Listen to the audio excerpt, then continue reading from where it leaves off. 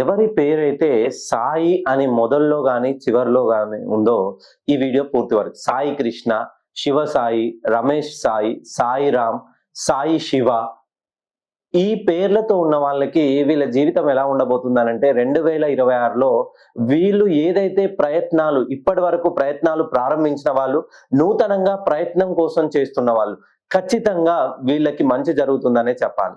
So ఎవరి పేరు అయితే సాయి అనే నేమ్‌తో ఉందో ఈ 2016 నుండి 2025 వరకు వీళ్ళు ఎన్ని ప్రయత్నాలు చేసినా, ఏ ప్రయత్నం ప్రారంభించినా ఆరంభంలోనే అడుగడుగున ఆటంకాలే మొదలవుతాయి.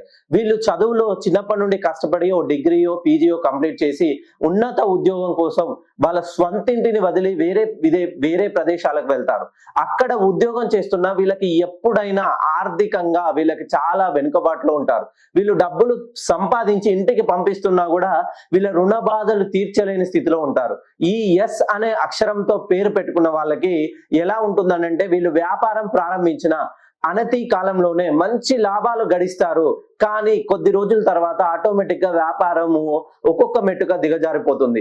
ఎవరి పేరైతే ఎస్ తో స్టార్ట్ అవుతుందో వాళ్ళు ఒక్కసారి మీ పేరులోని సంఖ్యాబలాన్ని సరిచేసుకోండి. సంఖ్యలను సరిచేస్తేనే సాక్షాత్తు ధర్మరాజును 13 ఏళ్ళు అరణ్యవాసం చేపించినటువంటి సంఖ్యలతో పెట్టుకుంటే మానవ మాత్రులు మీరెంత. ఇది నేనేదో మిమ్మల్ని బెదిరించడం, భయపెట్టడం కాదండి. సంఖ్యలతో మీ తలరాతలు మార్చేంత శక్తి నేను సంపాదించాను. 8 సంవత్సరాల రీసెర్చ్ తర్వాత నేను ఈ విషయం మీకు బహిర్గతంగా చెప్తున్నాను. ఒకసారి ఎస్ అనే పేరుతో మొదలైన వాళ్ళు మీ పేరులోని సంఖ్యాబలాన్ని సరిచేసుకొని చూడండి. ఖచ్చితంగా మీ తలరాతలు మారుస్తారు.